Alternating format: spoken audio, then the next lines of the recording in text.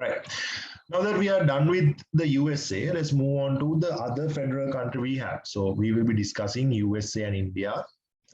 We have discussed US already. Now we are discussing India. So next week we can discuss Switzerland.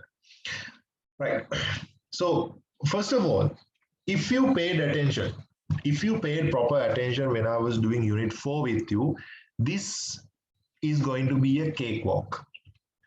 This is pretty much what we studied under Unit 4 as semi-federalism, right? It's the same thing we are studying here today. The only difference is like this is a little in-depth, right? We are going a little bit of into details to understand how the Indian system works. Because other than that, we pretty much studied the Indian Constitution under Unit 4 because there was a lesson called semi-federalism, right? Semi-federal country. So under semi-federal, we followed this. So it's not going to be hard practically. You know what this is about.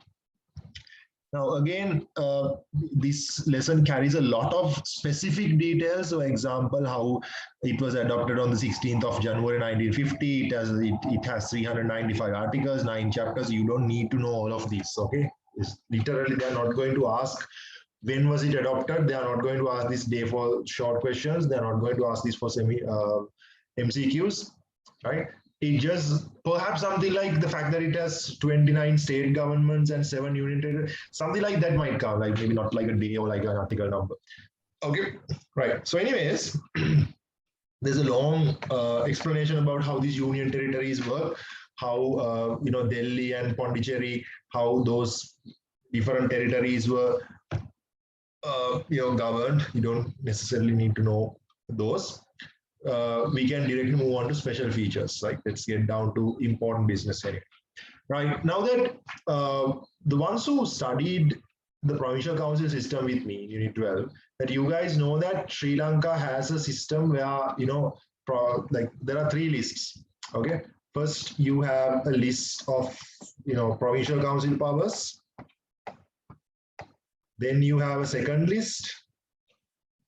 These are the central government powers, prohibited powers for the provincial council. And then there is another list called mutual powers or concurrent powers, the powers that can be implemented by both central government and central government and the state governments. And then if there are any residual powers, the remaining powers, whatever that is not included, they also go to the central government itself. Okay, so this is the system we have in the Sri Lankan Provincial Council. This is the system we have in Provincial Council. Now, who forced the Provincial Council system on us?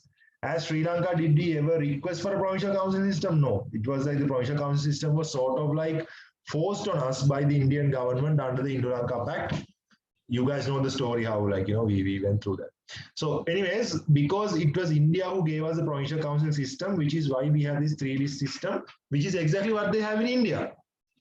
So the provincial council system is similar to Indian federalism. So how does it work?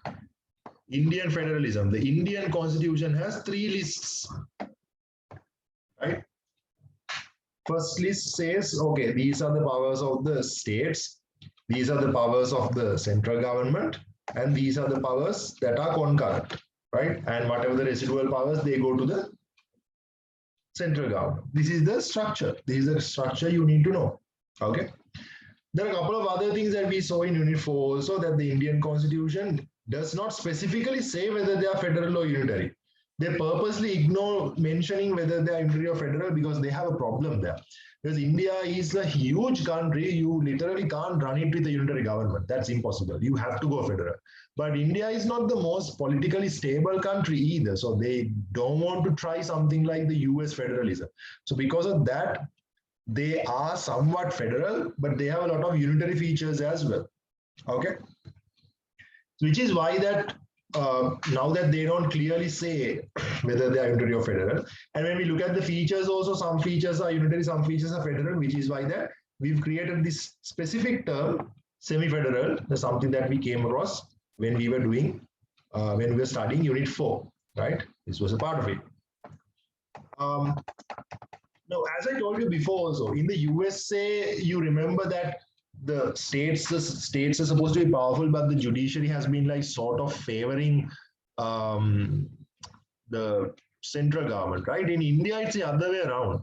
In India, it's the other way around, and in India, they've been adopting more and more federal features. Okay, one of the reasons is the fact that the Indian Supreme Court has been like favoring the states rather than the central government. Third point, that's what the third point explains, right? Other than that, it provides two more other reasons.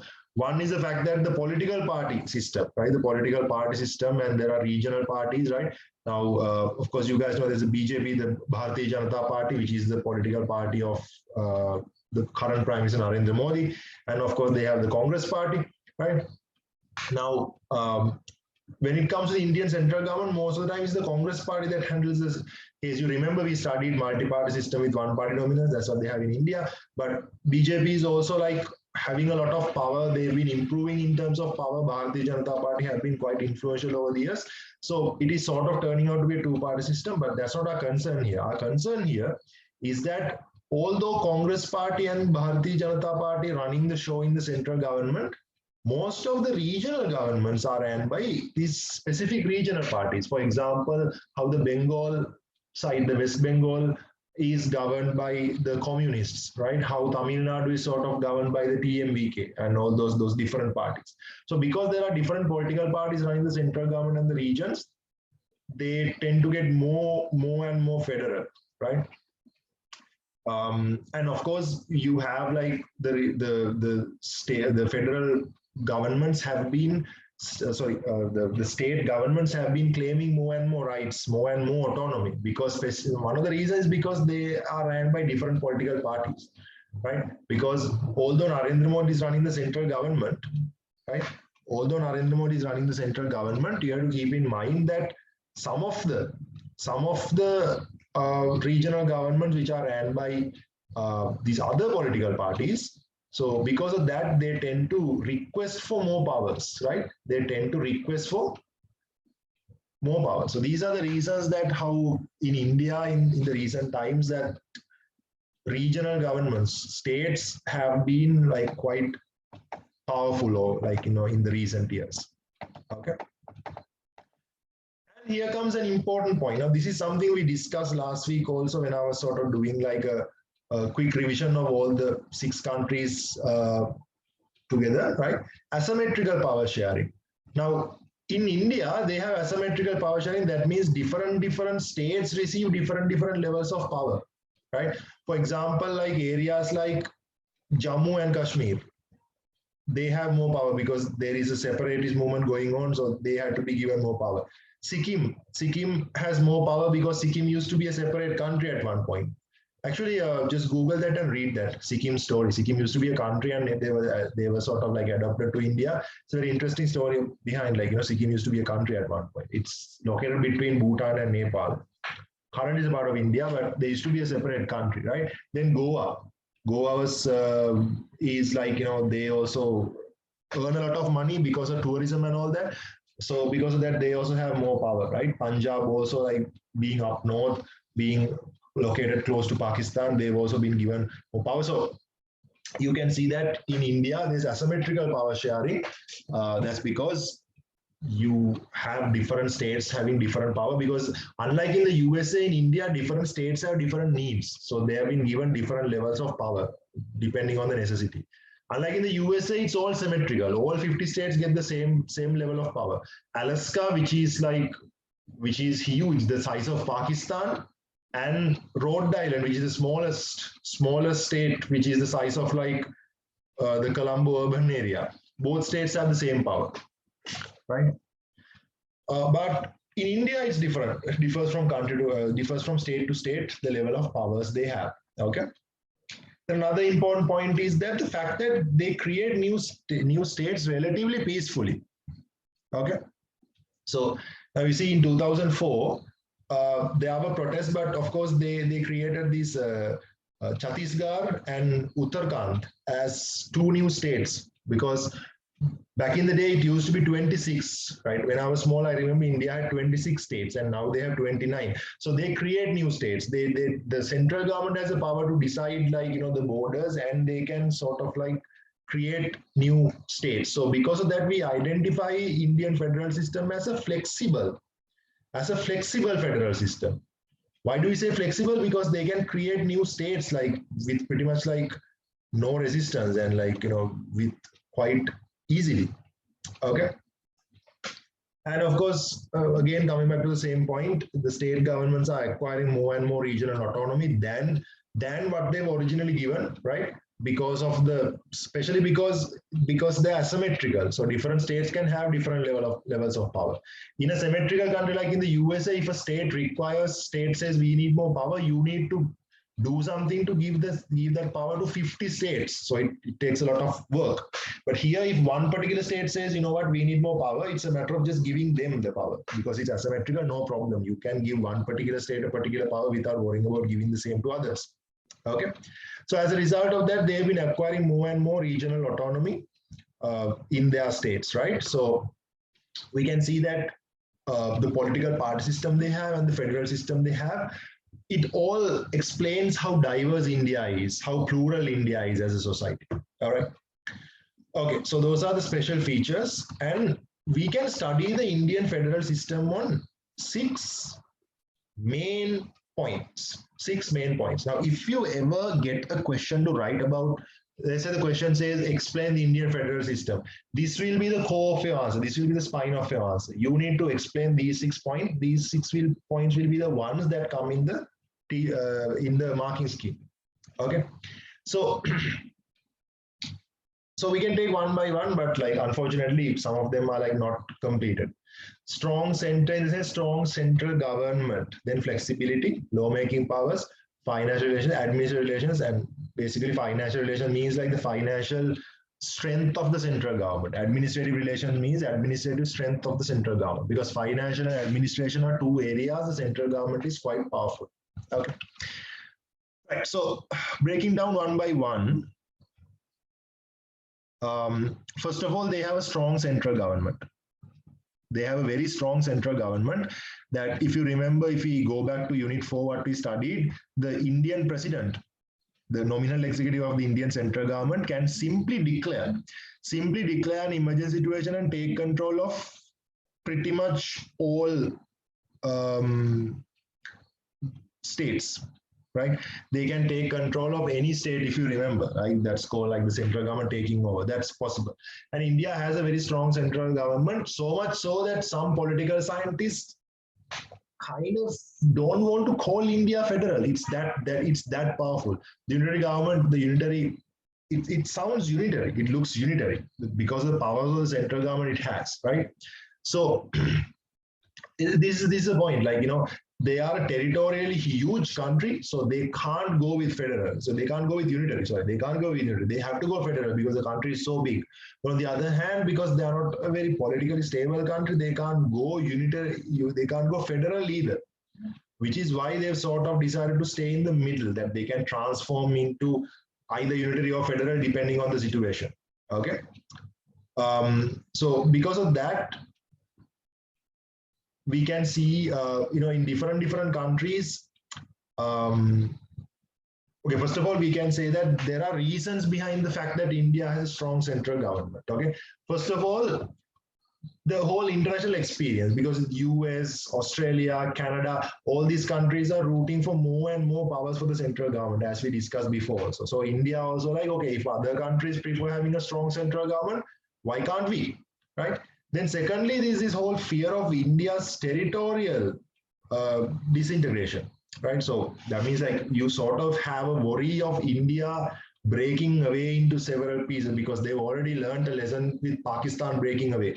So because of that, they sort of don't want to go too far into federalism, because of there is a fear of like, the states may break away, Pakistan or Bangladesh or maybe like, take more territory to their areas, right? There's a problem there. So because of that, because the fear they have, they prefer keeping the central government powerful, so the states won't break away, right? Just minimize the risk.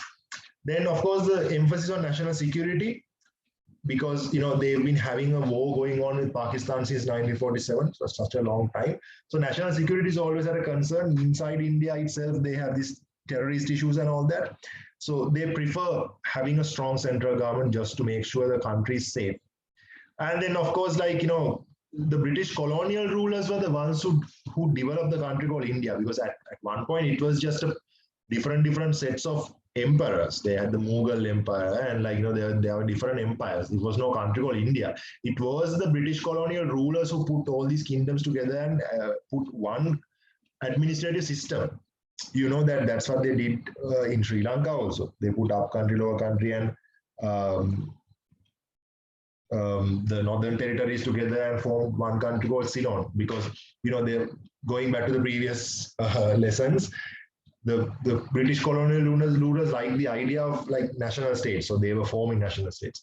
So it was them who put India as one administrative system, and they are sort of they like to continue with that rather than going in the federal direction, right? Federal direction. And also we can see, of course, as we saw in Unit 4, that at any time India can simply, in India, the central government can take over, right? The president can take over the control of any state. So much so, that's the last sentence for this point, that so much so that some people, some political scientists hesitate a little to call India a federal country, right? Because it looks unitary. It has so many unitary features. Then, as we discussed before, the flexibility, right? They can create a state anytime. When I was small, when I was around 6 years, 7 years old, when I was watching foreign news, when I was reading newspapers, India had 26 states. And now I'm teaching around 20 years later, I am teaching as a political science student, and there are 29 states, right? In the beginning, they started off with 17 states. So by the time I was small, it was 26, and now it's 29. I don't know, maybe by the time I'm teaching your kids, it might be 34, 35, whatever. Because they create new states, not by capturing new land, but dividing the bigger states into smaller portions. And so they decide the territories, they decide the borders, and they can easily just they can go flexible, flexibility wise, they can simply try taking new states and all that. But most importantly, the most important thing is the constitutional amendment method, right? Now, the Indian constitution can be amended, right?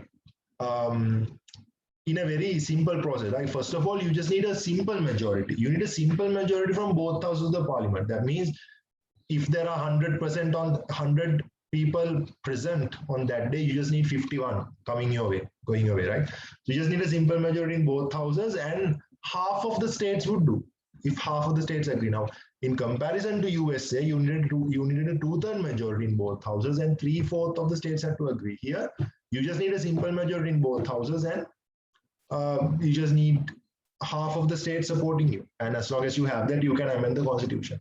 Okay. Right, that's the second point. Then in terms of lawmaking power, of course, you guys know this is very similar to the provincial council system we have in Sri Lanka, because this is identically, this is what they gave us, right? How the constitution enumerates powers to these governments. First of all, firstly it says 97 subjects are given to the central government, okay? Central government has 97 powers. States have been given 66 powers. And there are 47 concurrent powers that that will be shared. It's out of the numbers of this lesson, this is a number that I don't mind if you remember. 97 for central government, 66 for states, and 47 concurrent, like the mutual powers, right? And there is an explanation.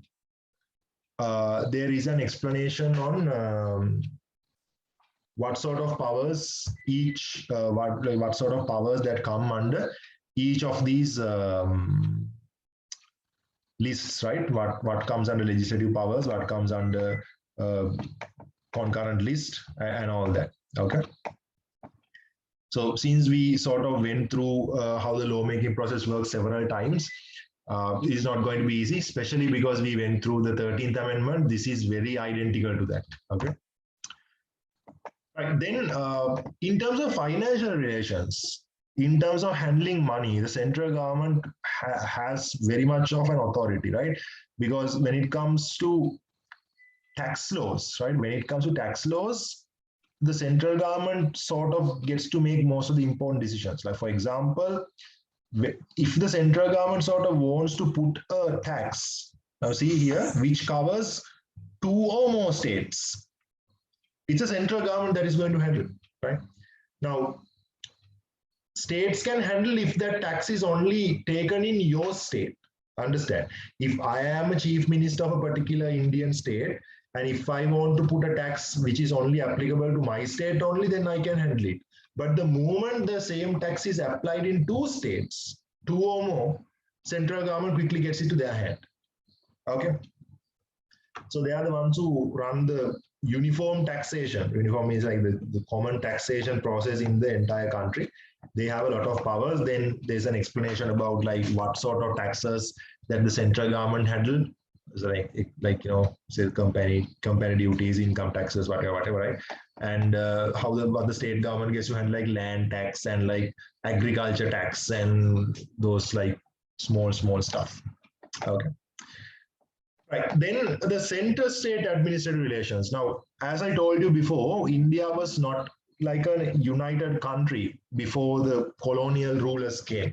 It was the colonial state that put everything in India together and developed this as India, and they gave independence to India, making that a post-colonial state.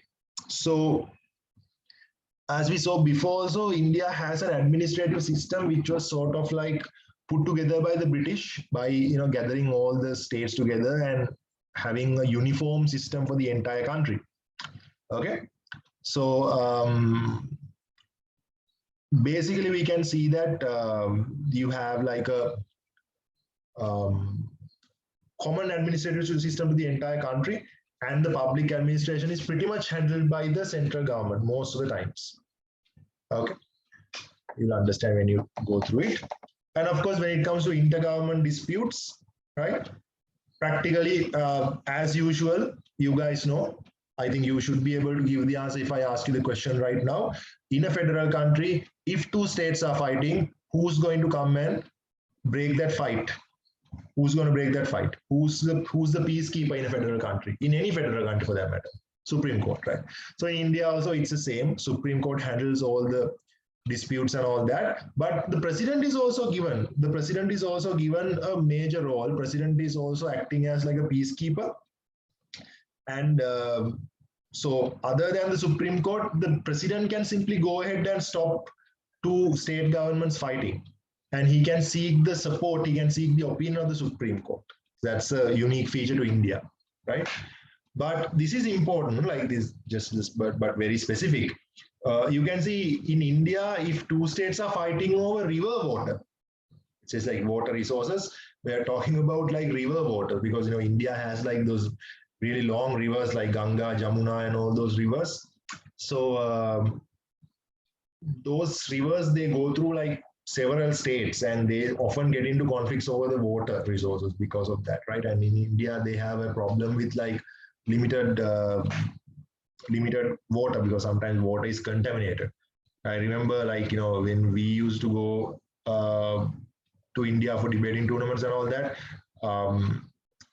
practically we just shared the clothes, right? We didn't take like 6 bags of clothes.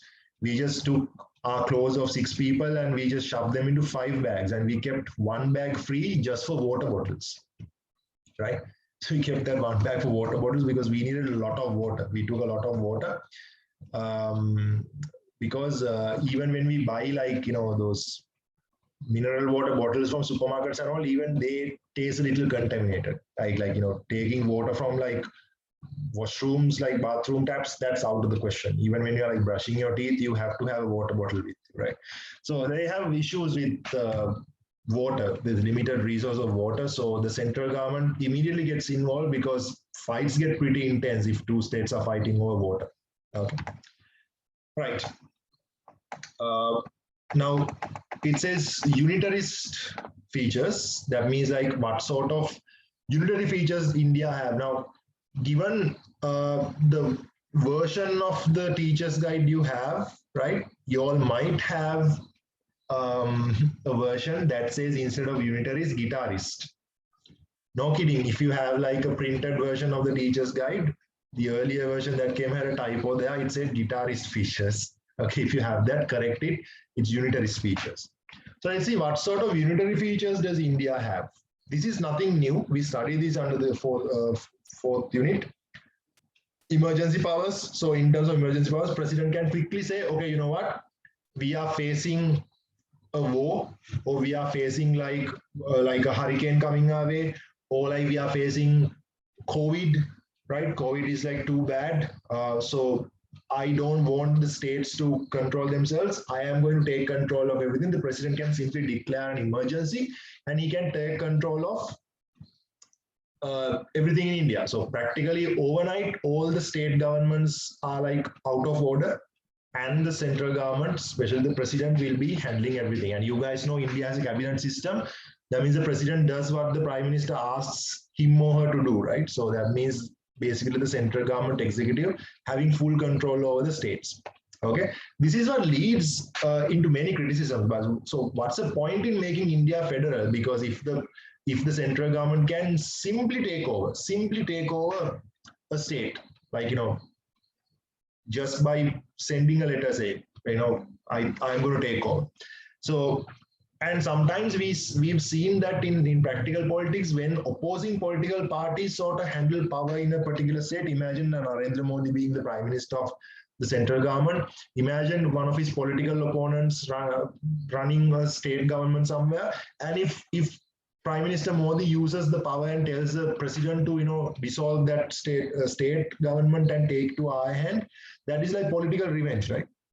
So that has been happening quite a lot, and the Supreme Court has invalidated such dissolutions at times. Like if Modi tells the president dissolve that and the president dissolves it, then the state can quickly go to the Supreme Court and be like, okay, you know what?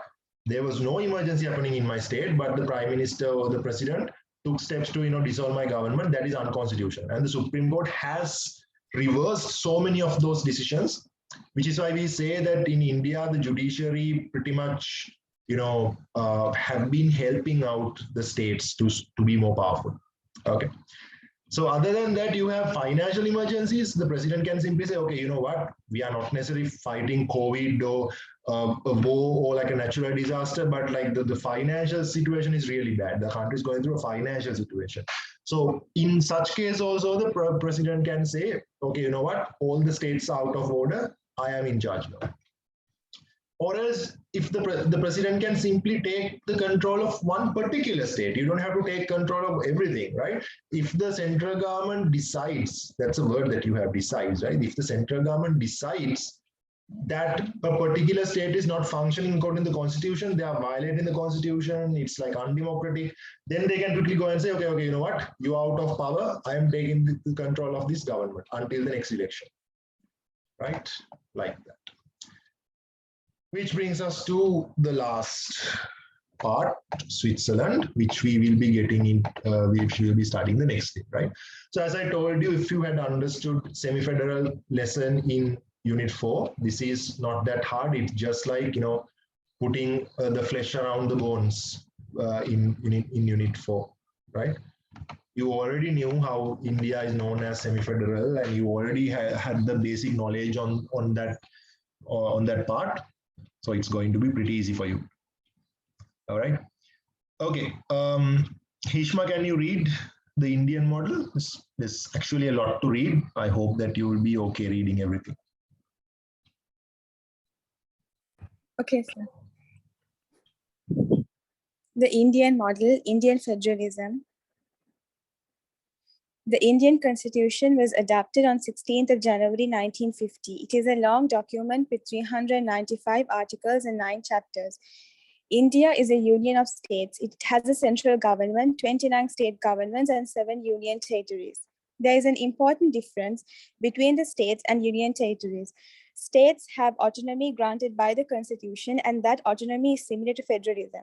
They have legislative assemblies directly elected by the people and councils of ministers. Although the governor represents central government, the powers of the governor over the state's executive functions are limited. The union territories, in contrast, are generally administered under the central government. 5 of India's 7 union territories are directly administered by the central government. Only 2, Delhi and Puducherry, have elected legislative assemblies and councils of ministers chosen from among the members of the legislative assembly. The representative of the central government is called lieutenant governor.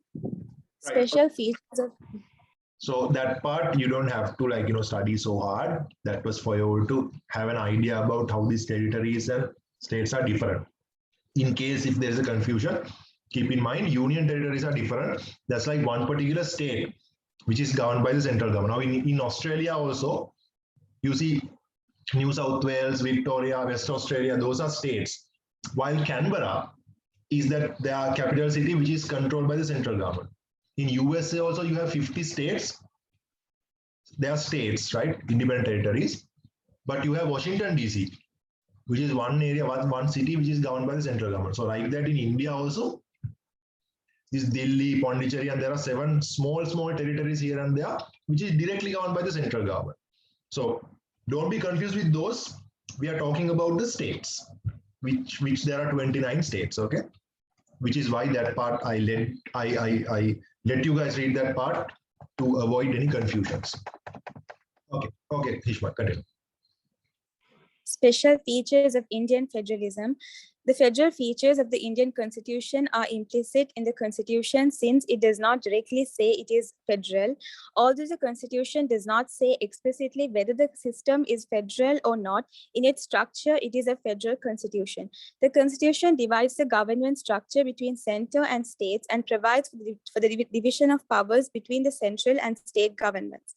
The Constitution also has unitary features. The central government's powers over the state governments and especially the power to dissolve them are examples. This has led some commentators to say that the Indian system is semi-federal.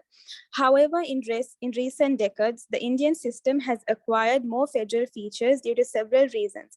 Some of them are state governments run by political parties other than those who control the central government have consistently demanded and fought for greater autonomy for the states. In Indian politics, many regional parties have come into power in state governments. They are more committed to regional autonomy than the Congress or the BJP.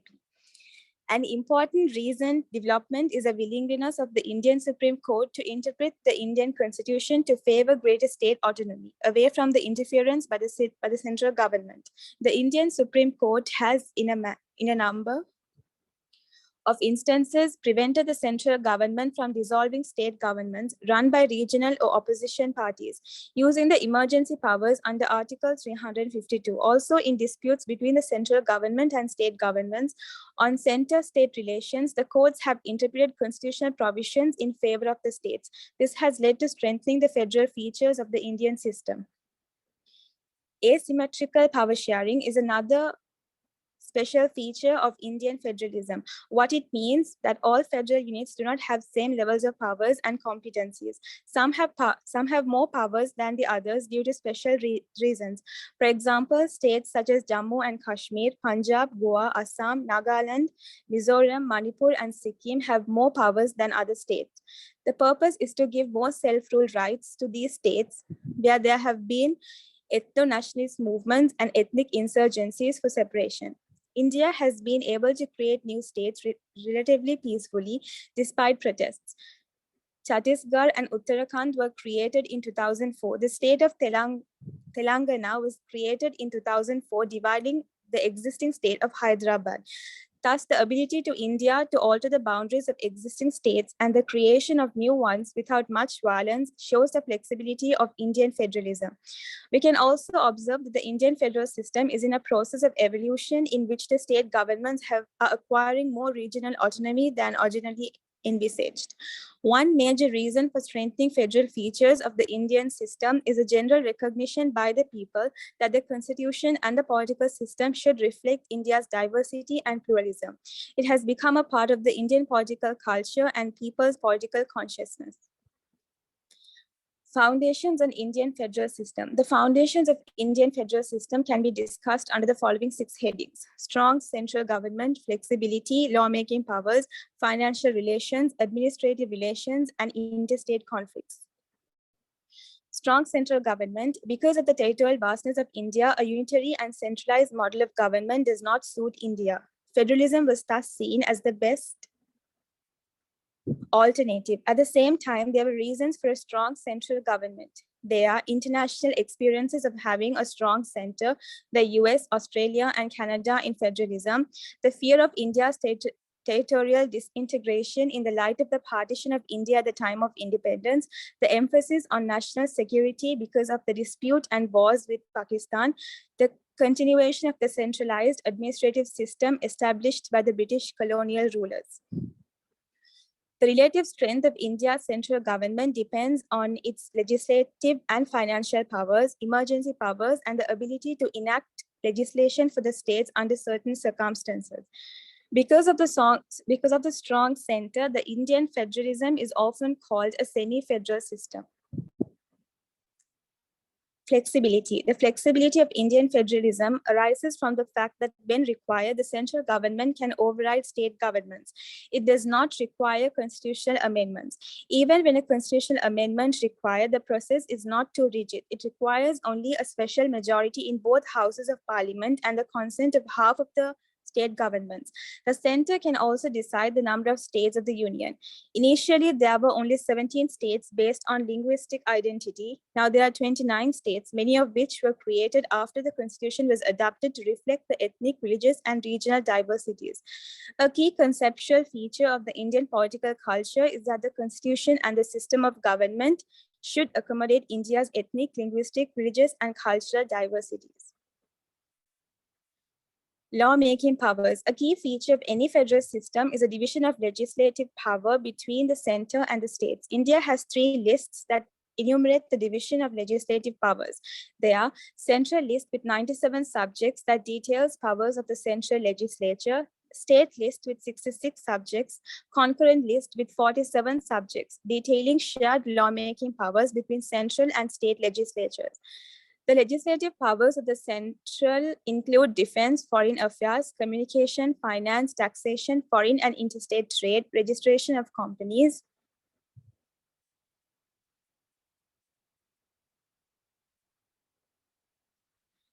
banking and insurance, petroleum, mines, certain educational institutions, and health. The concurrent list includes social welfare, labor, trade monopolies, control of essential goods, and social and economic matters. When there is a conflict between the center and states on the legislative powers under the concurrent list, the laws of the center will prevail. Lawmaking powers of state legislatures are not extensive. However, their powers are closely linked to the everyday life of the people. Maintenance of law and order, agriculture, and irrigation are most important powers. The state subject list also includes education, health, roads and transport, irrigation, networks, and trade and commerce. The states can also make laws relating subjects in the concurrent list.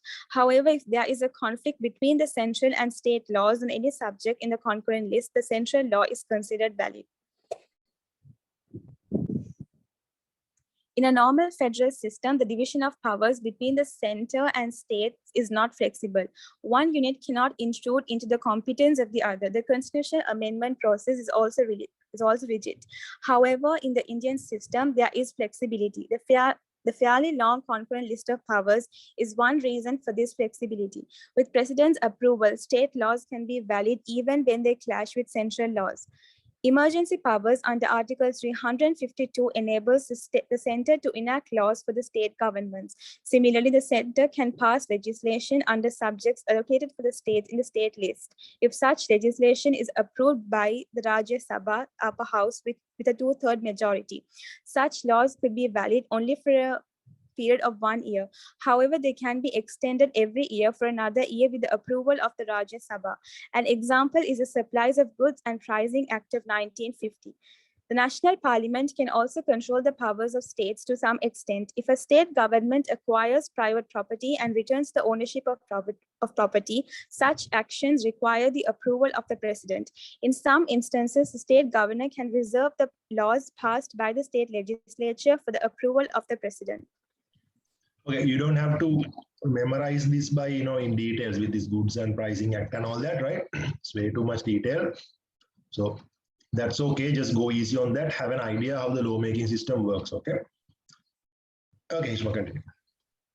Center-state financial relations. For a federal system to succeed, both the central government and state governments should have adequate finances and financial resources. The Indian Constitution clearly provides for central and state finances. When a tax basis covers two or more states, the central government has power for taxation. When there is uniform taxation throughout the country, powers over such taxation are with the center. State governments also have taxation powers on subjects as specified in the Constitution. Taxation power of the central government include non-agricultural taxes, customs duties, excise duties, company duties, capital levy, property taxes, taxation on interstate trade, death duties, stamp duties, tax on buying and selling of goods, newspaper tax, and tax on the share market and money market. State governments have the following taxation powers: land tax, tax from income from land, property tax, agricultural tax, tax from agricultural property, and tax on marijuana and similar drugs.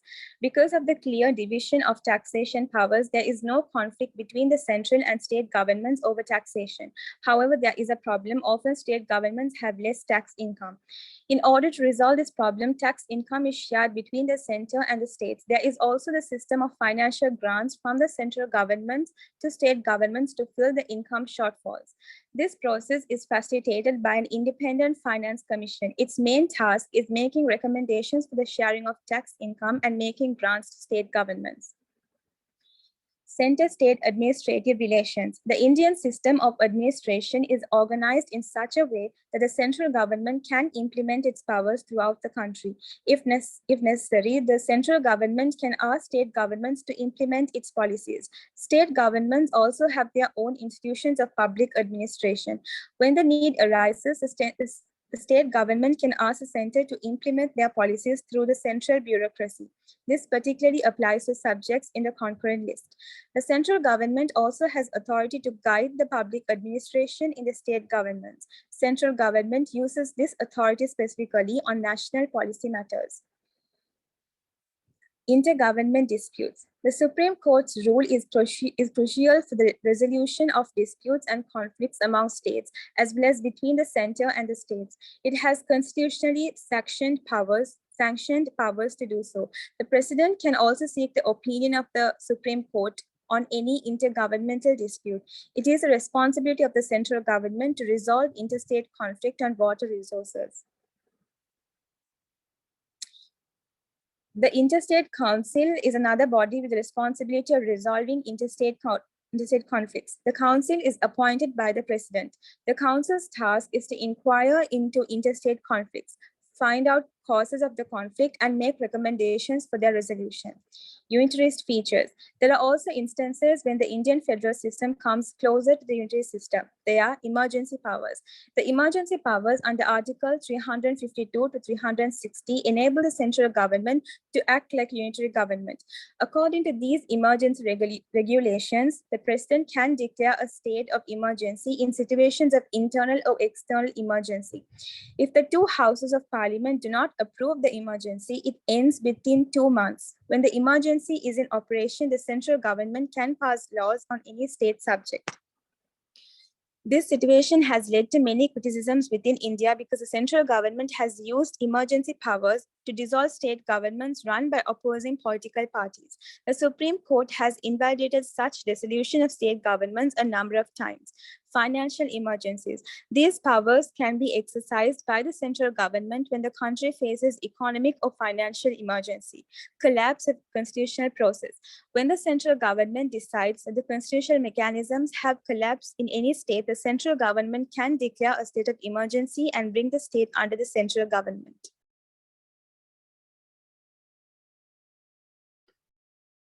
Okay, guys, any questions? Any part you don't understand? Right. So please stay in the class for 5 more minutes and make your short note now. Okay. And in the next class, we shall look into Switzerland. For Switzerland, we can't cover Switzerland in one day, right?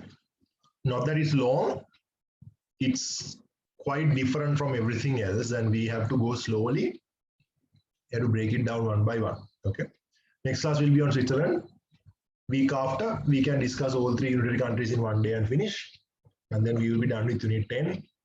And that is officially the end of syllabus for everyone who attended class on Friday and Saturday. People who only come on Saturday, I still have Unit 12 to do with it. Okay.